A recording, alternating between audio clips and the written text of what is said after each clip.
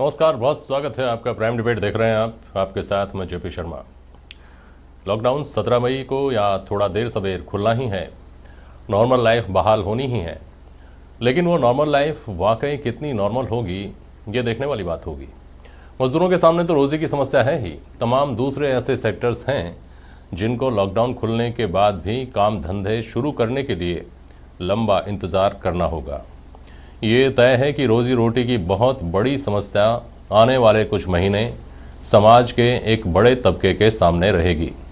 इतना बड़ा क्राइसिस अचानक आया है, इसलिए राज्य सरकार या केंद्र सरकार पर यह दोष थोपना, ये तोहमत मढ़ाना कि सही रणनीति से काम नहीं किया, पता नहीं कितना सही कितना गलत होगा। लेकिन ये समझ लेना चाहिए कि चुनौती बड़ी है, सरकारों के लिए भी और समाज के लिए भी, और दोनों में से कोई अकेला इससे पार नहीं पा सकता। तो आज जानने की कोशिश करेंगे पोस्ट कोरोना काल में हम किन किन तब्दीलियों के साथ जी रहे होंगे, और जो भी हाल रहें उसमें बेहतर के लिए क्या क्या किया जा सकता है। इन सवालों के जरिए हमारे पैनल से ये समझने की कोशिश करेंगे कि लॉकडाउन के बाद की जिंदगी में क्या क्या बदलेगा कोरोना।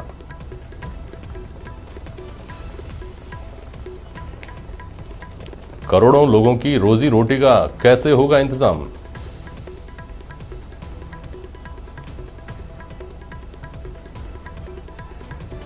और इसके लिए क्या समाज को भी गढ़नी होगी अपनी नई भूमिका।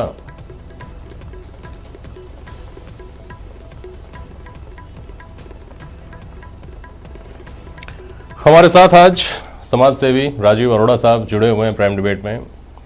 पवन गोयल साहब हैं, आप संरक्षक हैं जयपुर के बहुत सारे व्यापार संघों के संगठन के, और सतीश सरीन साहब हैं, आप चार्टर्ड अकाउंटेंट हैं और सचिव हैं जय क्लब के। बहुत स्वागत करता हूं आप सभी का।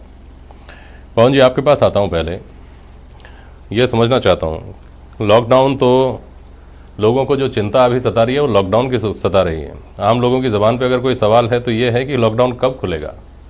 गंभीर चिंताएं तो लॉकडाउन खुलने के बाद आ रही हैं, इसको समझना पड़ेगा। बहुत सारे ऐसे चैलेंजेस हमारे सामने शायद खड़े होंगे लॉकडाउन खुलने के बाद, जिनके लिए हम अभी से नहीं चेते तो बहुत बड़ी मुश्किल होगी, और अभी चेत जाएं तो भी मुश्किलें बढ़ी ही रहेंगी। लेकिन कम से कम ये है कि हम मेंटली उसके लिए प्रिपेयर्ड होंगे। व्यापारिक सेक्टर में किस तरह की चुनौतियों को देख रहे हैं आप लॉकडाउन खुलने के बाद अगले 1-2 महीने इस कोरोना की त्रासदी के दौर में? क्या है कि चुनौतियां जो है वो असाधारण है, तो इनका जो इलाज होना चाहिए वो भी असाधारण तरीके से होना चाहिए। कई बार क्या होता है कि हम एक कोई समस्या को देख के बहुत घबरा जाते हैं और मेरे ख्याल से विवेकपूर्ण निर्णय नहीं ले पाते। ये बात न केवल आम नागरिक पे साबित होती है, बल्कि सरकारों पर भी ये साबित होती है। जब लॉकडाउन खत्म होएगा उसके बाद निश्चित रूप से समस्या आएगी। चलिए पवन जी के पास मैं बाद में जाता हूँ। राजीव जी की आवाज़ सुनाई दे रही है। राजीव जी बोलिए, आप अपनी बात कंटिन्यू करिए। जी, मैं कह रहा हूँ कि जब लॉकडाउन खुलेगा तो उसके बाद समस्या होगी रोजगार की, जो सबसे बड़ी समस्या होने वाली है। हो सकता है कि 10% इस देश की जनता वापिस नीचे गरीबी की रेखा में चले जाए। आज एक बार में आंकड़े आए हैं कि 27% बेरोजगारी बढ़ चुकी है, और इस देश के अंदर कुछ उद्योग ऐसे हैं जो इस देश की जीडीपी में बड़ी भूमिका निभाते हैं और बहुत ज़्यादा रोजगार देते हैं। जैसे ट्रेवल एंड टूरिज्म का ट्रेड है। दिखने में तो लगता है कि ट्रेवल टूरिज्म का मतलब है बड़े बड़े 5 स्टार होटलों का होना और एयरलाइंस का, एविएशन का चलना। लेकिन अगर एयरलाइन नहीं चलेगी, होटल नहीं चलेगा, ट्रेवल एजेंसी नहीं चलेगी, तो टैक्सी वाला कैसे चलेगा, बस कंडक्टर कैसे चलेगा काम, रेस्टोरेंट कैसे चलेंगे, लोगों को रोजगार कैसे मिलेगा, जो शादियाँ होती थी बड़ी बड़ी वो कैसे होंगी। उसी तरीके से जो उद्योग हैं उसमें बहुत सारे मजदूर हैं जो प्रवासी हैं। कोई बंगाल से आता है, कोई बिहार से आता है, राजस्थान में काम करते थे, वो वापस चले गए, वो वापस कैसे आएंगे। तो ये समस्याएं हमारे सामने बहुत सारी हैं। लेकिन अगर हम विवेकतापूर्ण सोचें तो एक हिंदुस्तान के लिए मौका भी है। ये जो समस्या आई है, इस चैलेंज को हमको अपॉर्चुनिटी में बदलना चाहिए, क्योंकि पूरी दुनिया के अंदर चाइना के खिलाफ इकोनॉमिकल और इमोशनल बैकलैश हो रहा है। उनके खिलाफ लोग इकोनॉमिकल रूप से काम नहीं करना चाहते और इमोशनली उनसे जुड़ना नहीं चाहते। उसका फायदा भारत जैसा देश उठा सकता है, वो हम उठाएं कि वियतनाम उठाएगा, कि बांग्लादेश उठाएगा, कि थाईलैंड उठाएगा, वो निर्भर करेगा इस सरकार की नई नीतियों के ऊपर कि वो ऐसी नीति लेके आए। और उसके बाद हमारा जो उद्योग है, उद्योगपति है, जो उद्योग धंधा है, वो कितनी एथिकल काम करते हैं, कितना टाइम पे सामान बनाते हैं, कितना टाइम पे सामान बेचते हैं, ये एक अपॉर्चुनिटी है। इसको हम कैसे यूज में ले पाएंगे, इसका रोड मैप बनाना पड़ेगा। तो जो समस्या है उनको आइडेंटिफाई करना पड़ेगा। बिल्कुल ठीक है, लेकिन मैं इस पे थोड़ा सा डिटेल में आपके पास वापस आता हूँ राजीव जी। इस पर मैं थोड़ा सा डिटेल में आपके पास वापस आता हूँ। पवन गोयल साहब के पास जा रहा हूँ पहले। पवन गोयल साहब, जो सवाल मैंने शुरू में किया था आपसे, बहुत रेलेवेंट है वो बात। बहुत सारे व्यापार संघों के आप संरक्षक हैं, जिनमें सब तरह के लोग जुड़े हुए हैं। अभी तक हमारी जो चिंता है, जो सामने दिख रहा है, सिर्फ हम उनकी चिंता कर रहे हैं। ऐसे ऐसे क्षेत्र हैं जो थड़ी पे, नुक्कड़ पे, चौराहे पे अपना ठेला लगा करके काम करते हैं, छोटी मोटी दुकान खोल करके अपना काम कर रहे हैं। ऐसे सेक्टर्स हैं जो अभी दुकानें नहीं खोल पाएंगे, या खोल भी लेंगे तो उनके पास कस्टमर्स जाने से कतराएंगे। कितना बड़ा चैलेंज दिख रहा है ये सामने।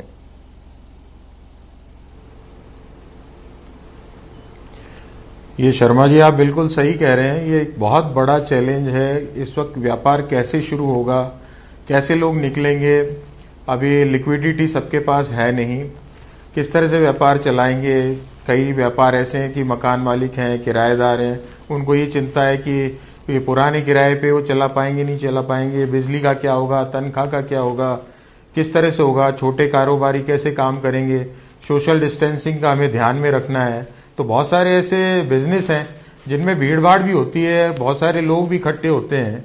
आज हम टूरिज्म की बात करें, होटल की बात करें, रेस्टोरेंट की बात करें, ट्रैवल एजेंट्स की बात करें, तो ऐसी बहुत सारी चीजें जो बहुत ज्यादा प्रभावित होगी और जिनसे बहुत सारे लोग जुड़े हुए हैं। तो ये बड़ी असमंजस की स्थिति है। किसी भी व्यापार की हम बात करें, आज हम निर्माण की बात करें, इंटीरियर की बात करें, हम जो ये बिल्डर वाले जो मटेरियल्स हैं उनकी बात करें, तो आज हर बिजनेस सेक्टर में ये बड़ी असमंजस की स्थिति है कि अब नया बेस क्या हो गया, नया रेट्स क्या आएंगे, किस तरह से काम होगा भी या नहीं होगा। व्यापारी इस वक्त बहुत चिंतित है, उनकी उधारी वापस आएगी नहीं आएगी, उनका माल पड़ा हुआ है वो एक्सपायरी होगा, अब उसको किस तरह से करेगा। मतलब इतनी सारी समस्याएं, रोज नई नई बातें आती हैं, रोज मेरे से फोन पे बात करते हैं। तो कहीं ना कहीं हम बात करते हैं कि अभी धैर्य रखें, जैसी भी स्थिति है उसकी पालना हम करें, लेकिन इस वक्त बहुत बड़ी असमंजस की स्थिति है। जो असंगठित क्षेत्र के जो कारोबारी हैं उनके लिए भी बहुत बहुत इस वक्त विकट स्थिति की बात है। बिल्कुल सही बात है। सतीश सरीन साहब, असंगठित क्षेत्र के जो व्यापारी हैं, जिनका जो सर्विस प्रोवाइडर हैं या फिर किसी ऐसे ट्रेड में हैं जिसमें लोगों ने अभी से ये कमर कसती है, ये प्रण ले लिया है कि हमको इस चीज़ से तो दूर ही रहना है, ऐसा एक नहीं दसों सेक्टर्स ऐसे हैं, उन लोगों के सामने तो बहुत बड़ी समस्या खड़ी हो गई। और सरकार चाहकर भी इसमें क्या कर सकती है, चाहे केंद्र सरकार हो चाहे राज्य सरकार हो। तो ऐसे में उन व्यापारियों के लिए क्या विकल्प बचते हैं और सोसाइटी अपना कंसर्न किस तरह से दिखा सकती है उनके साथ? सतीश जी।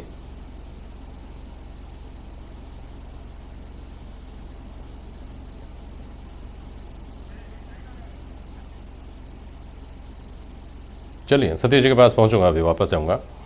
सतीश जी से वो शायद आवाज़ नहीं पहुंच रही है मेरी। राजीव अरोड़ा साहब, आपने अभी जो चाइना की बात की थी, ये बहुत विस्तार से डिस्कस करने लायक विषय है। पोस्ट कोरोना में क्या होगा, खासतौर पर चाइना के बारे में अभी आपने जो कहा, वो भी कोई छोटी मोटी बात नहीं है। लेकिन देखिए, हमको सबसे पहले जो आसन्न खतरा है, जो हमारे ऊपर सबसे बड़ा चैलेंज जो सर पे मंडरा रहा है अभी, किस तरह से जो छोटे उद्योग धंधे हैं, जिनको हमने चिन्हित भी नहीं किया है, जिनकी ये चिंता नहीं है कि वो टैक्स कैसे देंगे, जिनकी ये चिंता है कि चल तो पड़े, वो टेलरिंग की दुकान वाला, सलून वाला, आयरन करने वाला आदमी जो रोज़ जैसे तैसे 100, 200, 300 रुपया कमाते हैं और अपना काम चलाते हैं, उनके नज़दीक नहीं जाएगा कोई पोस्ट कोरोना में अभी थोड़े दिन तक। तो उन लोगों की कैसे तो उनको चिन्हित किया जाए, अगर कोई सहायता भी पहुंचानी है कैसे उन तक सहायता पहुंचाई जाए, बहुत बड़ी चुनौती नहीं लगती क्या ये? राजीव जी। निश्चित रूप से देखिए, बहुत लंबे समय से बात हो रही है कि इस देश के अंदर सामाजिक सुरक्षा, सोशल सिक्योरिटी का इंतजाम होना चाहिए। जो आधार कार्ड बना था उसके पीछे भी ये भावना थी कि हमको हर व्यक्ति के बारे में ज्ञान हो। अब आपके पास आधार कार्ड है, मेरे ख्याल से देश के ज़्यादातर नागरिकों के पास आधार कार्ड है, उनके माध्यम से सरकार अगर चाहे तो उनको सहायता पहुंचा सकती है, उनके पास डायरेक्ट उनके बैंक खाते के अंदर पैसा जा सकता है। और यही बात मैं मजदूरों के लिए बोल रहा हूँ। अगर ये लॉकडाउन जिन बड़े शहरों में रेड जोन बना हुआ है, वहाँ पे हो सकता है कि 2 महीने तक इंडस्ट्री नहीं खुले, 1.5 महीना ऑलरेडी हो चुका है। तो बहुत सारे व्यापारी लंबे समय से ESI में और प्रोविडेंट फंड में PF के अंदर पैसा जमा कराते हैं। उसका जो पैसा है उसमें से कुछ पैसा सरकार को उन मजदूरों के लिए जो कि निम्न आय वर्ग के हैं उनके खाते में डायरेक्ट डालना चाहिए, उस पर सपोर्ट करना चाहिए। क्योंकि अभी सामाजिक संस्थाएं आगे बढ़ के काम कर रही हैं, लोगों को खाना पहुंचाती हैं, दवाई पहुंचाती हैं, कपड़े पहुंचा रही हैं, लेकिन वो कब तक पहुंचाएंगी? जो मूल चीज़ की आवश्यकता है वो है कि उनको नौकरी नहीं है या दिहाड़ी नहीं मिल रही है तो पैसा कैसे मिले? एक बड़ा प्लान बनेगा। अब जितना भी कर सके उतना भी करें, लेकिन इससे एक बात तय हो गई, भविष्य में चाहे केंद्र की सरकार हो चाहे राज्य सरकार हो, उसको सामाजिक सुरक्षा योजना पे और स्वास्थ्य के ऊपर 2 चीज़ों पर ज़्यादा पैसा खर्च करना पड़ेगा, ज़्यादा बजट का एलोकेशन करना पड़ेगा। ये मालूम पड़ गया है कि ये प्राइमरी आवश्यकता है। इसके बिना अगर जीवन ही नहीं है तो आगे क्या होगा देश की उन्नति करके? तो मेरे ख्याल से आने वाले समय के अंदर, आने वाले बजटों में हमें परिवर्तन देखेंगे। That will be the new normal after COVID in politics, in society. That will be the new COVID, new normal. जी, लोग बाग ट्रैवल कम करेंगे, लोग बाग। और ये न्यू नॉर्मल का जो शुरुआती फेज होगा ना सर, न्यू नॉर्मल का जो शुरुआती फेज होगा, अरोड़ा साहब आता हूँ आपके पास वापस। सरीन साहब, न्यू नॉर्मल का जो राजीव अरोड़ा साहब कह रहे हैं सही बात है, इसके साथ जीना सीखना होगा, हमको एहतियात तो बरतनी होंगी लाइफ में। तो इसका जो शुरुआती फेज होगा वो उन कामगारों के लिए बहुत मुश्किल वक्त लेकर आया है। मैं एक बात को पर जोर देकर यहाँ ये कहना चाहता हूँ कि मज़दूरों को बाहर से लाया जा रहा है, मज़दूरों को उनके गाँव में उनके ठिकानों तक पहुँचा दिया जाएगा, कोशिश की जाएगी कि उनको नरेगा में काम भी मिल जाए। अभी संकट सबसे पहला जो आएगा वो रोज़ाना सुबह शाम आप जो दाल रोटी खाते हैं उसका संकट आएगा, और उन आदमियों के सामने खास तौर पर आएगा जो पूरी तरह शिक्षित नहीं है, सरकारी नौकरियों में नहीं है या अच्छी नौकरियों में नहीं है, बहुत अल्प शिक्षित हैं, लेकिन छोटा मोटा ऐसा काम करते हैं जिनके लिए मेहनत का काम करना बहुत मुश्किल है और उनको वो काम मिलना भी मुश्किल है, इतने सारे लोगों को समायोजन करना मुश्किल है। तो उन लोगों के लिए कोई कंटिजेंसी प्लान बनाने की जरूरत है राष्ट्रीय स्तर पर, ऐसा नहीं लगता क्या सतीश सरीन साहब?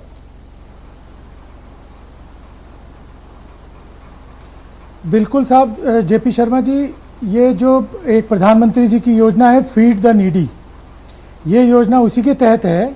और आपने जो छोटे व्यवसायियों की बात करी, 3 तरह के व्यवसायी होते हैं। एक तो वो व्यवसायी होते हैं जो केवल छोटे लोगों पे ही डिपेंड करते हैं, जैसे कि छोटे ढाबे वाले, चाय वाले।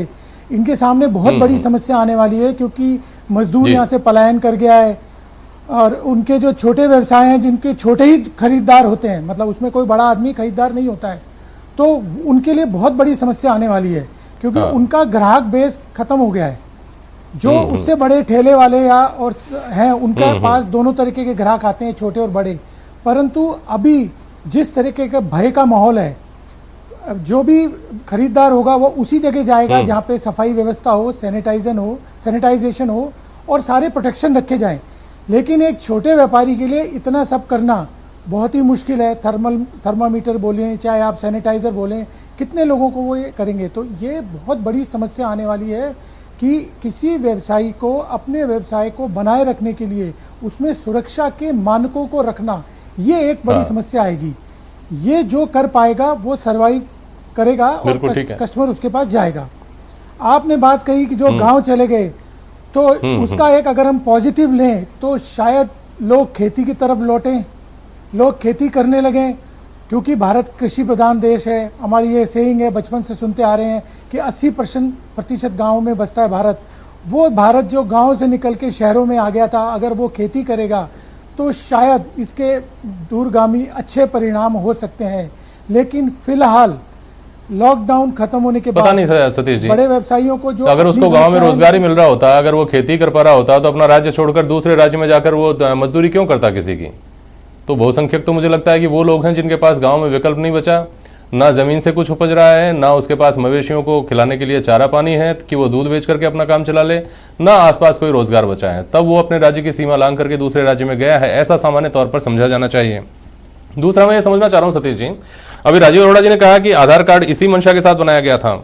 मुझे लगता है कि इस तरह के खतरे से हम चूंकि पहली बार दो चार हुए हैं, लेकिन भविष्य में इस तरह के हो सकता है खतरे आते रहें, तो अब हमको अपनी जो व्यवस्था है उसको थोड़ा सा और फाइन ट्यून करना पड़ेगा।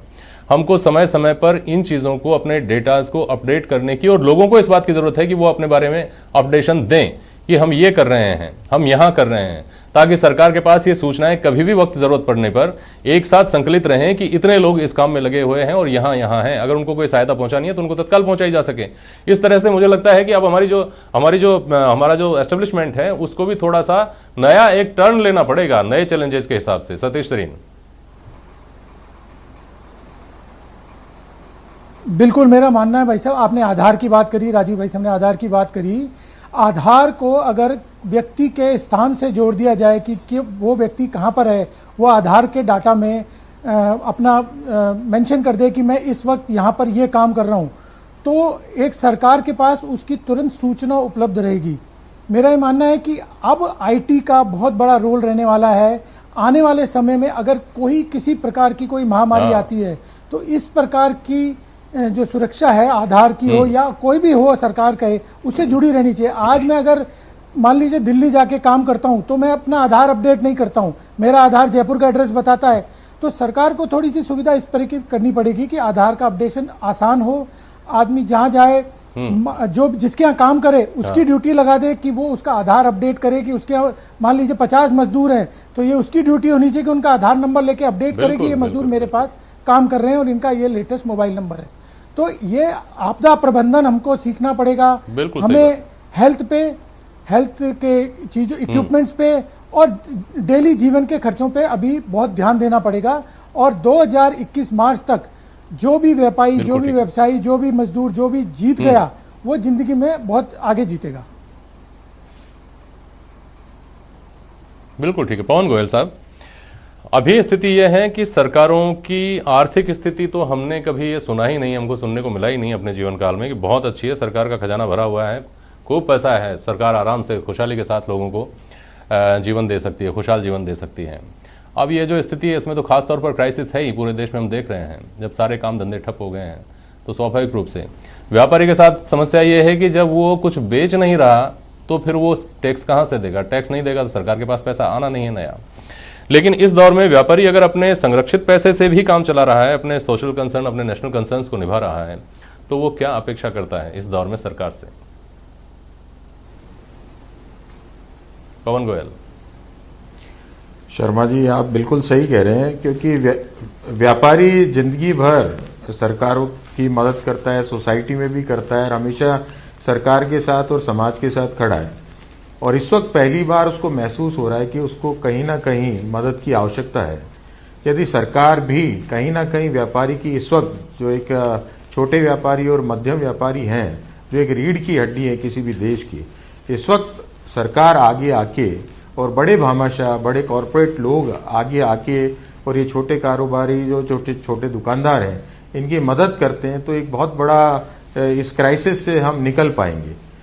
जीएसटी को लेके हो, चाहे ऐसे कि एक साल, कम से कम 1 साल की उसको छूट मिले, अनसिक्योर्ड लोन मिले बहुत कम ब्याज दर पे, और भी बहुत सारे तरीके हैं कि उसको एक राहत पैकेज मिले व्यापारी को, कि वो कहीं ना कहीं जो रुक गया है अर्थव्यवस्था का चक्का उसको वो चला पाए। क्योंकि व्यापार चलेगा तो सारी चीजें चलेगी, और वो एक नेगेटिव माहौल में आ चुका है इस वक्त उसको चाहिए कि कहीं ना कहीं कोई ना कोई हेल्पिंग हैंड उसके साथ हो। हाँ,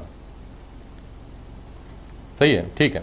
राजीव जी, बहुत कम समय बचा है। राजीव जी, आपके पास आ रहा हूँ और ये बस एक आखिरी सवाल है मेरा कि जो पवन गोयल ने कहा व्यापारी सरकार की तरफ देख रहे हैं, सरकार, मजे की बात यह है कि सरकारें जो हैं वो व्यापारियों की तरफ देख रही हैं कि वो अगर मदद करें तो सरकारें कुछ कर पाएँ। स्थिति यही है और ये इसी से गुजरना है सबको। इस सिचुएशन में कम से कम इतना तो किया जाना चाहिए जो आमतौर पर व्यापारी वर्ग की शिकायत रहती है कि क्राइसिस के दौर में हम खड़े होते हैं, क्राइसिस को सबसे ज़्यादा हम अपनी छाती पर लेते हैं, और जब क्राइसिस निपट जाता है, नॉर्मल सी बहाल होती है, तो सब एक लाठी से हाँके जाते हैं, किसी का योगदान याद नहीं रहता। तो जो मदद करनी होती है वो इस नीयत के साथ करनी होती है कि नेकी कर और दरिया में डाल, भूल जा। कम से कम सरकार ये तो एहसास कराए इस वर्ग को कि आप अगर आज कुछ कर रहे हैं तो कल आपके योगदान को याद रखा जाएगा। राजीव अरोड़ा जी। निश्चित रूप से ये सही बात है। जब रोजगार देने वाला स्वयं रोजगार हो जाएगा तो रोजगार कैसे उपलब्ध कराएगा? इस देश में असंगठित क्षेत्र में काम करने वाले करोड़ों लोग हैं, उनको रोजगार कौन देता है? छोटा व्यापारी, छोटा दुकानदार, मध्यम वर्ग का एक व्यक्ति जो 60 साल 65 साल की उम्र तक आते आते थक जाता है, लोगों के लिए काम करता है, सरकार को टैक्स देता है, और जब उसका बुरा समय आता है या ऐसा संकट का समय आता है जिसको हम दैवीय प्रकोप कह सकते हैं, उस समय सरकार साथ में नहीं खड़ी होगी तो किसके पास जाएगा? और सरकार उसके बाद खुद के तो वेतन को डेफर कर दे, खुद के कर्मचारियों को वेतन नहीं दे और व्यापारी से उम्मीद करे कि वो वेतन दे। हम भी चाहते हैं कि कोई व्यक्ति भूखा नहीं सोना चाहिए, लेकिन व्यापार का जो तरीका है उसमें 30 तारीख को TDS जमा कराना है तो 30 अप्रैल को लोगों को आके अपना ऑफिस खोलना पड़ा, TDS जमा कराया।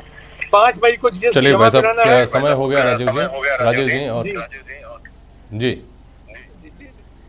कहना चाहता जी हूं जी कि सरकार को सतीश इस शरीन कुछ वक्त- कहना चाह रहे हैं? समय हो गया सतीश जी, बहुत संक्षेप में बोलिएगा, 20 सेकंड में। हाँ, बस एक बात कहना चाह रहा हूँ, हमें अपनी जीवन शैली में बदलाव लाना पड़ेगा, बचत को ध्यान रखना पड़ेगा और गैर जरूरी खर्चों को कम करना पड़ेगा। ये प्रत्येक के लिए है, चाहे वो छोटा हो चाहे वो बड़ा हो। ये हमने इस लॉकडाउन के दौरान सीख लिया है। बचत बढ़ानी पड़ेगी और गैर जरूरी खर्चों को घटाना पड़ेगा। बिल्कुल ठीक बात है। चलिए, मैं बहुत शुक्रिया करता हूं आप सबका। और राजीव अरोड़ा जी वो व्यक्ति हैं जिन्होंने CM फंड में बड़ी आर्थिक मदद के साथ शुरुआत की और लगातार समाज सेवा में जुड़े हुए हैं। पवन गोयल व्यापार संघ के अपने साथियों के साथ में लगे हुए हैं। पूरे लॉकडाउन के दौरान आपने बहुत सारे लोगों तक, ज़रूरतमंद लोगों तक खाने पीने की दवाइयाँ, तमाम चीज़ें पहुँचाई हैं। सचिव हैं जय क्लब के हमारे साथ सतीश शरीन, इन्होंने क्लब की ओर से बहुत बड़ा योगदान पिछले कई दिनों से, करीब महीना 1.5 महीने जब से लॉकडाउन चल रहा है तब से लोगों तक सहायता पहुंचाने का काम चल रहा है। तमाम ऐसे दूसरे भामाशाह हैं प्रदेश भर के, देश भर के, जिन्होंने अभी तक अपने कंधों पर यह जिम्मेदारी ली हुई है कि कोई भूखा ना सोए। यही सोशल कंसर्न, यही सामाजिक सरोकार आने वाले दिनों में लॉकडाउन के बाद जब ऐसी विकट परिस्थितियां सामने आएंगी तब हमको और निभाने होंगे और गहराई से निभाने होंगे। बहुत शुक्रिया आप सभी का आज प्राइम डिबेट में शामिल होने के लिए। आज के लिए बस इतना ही। नमस्कार।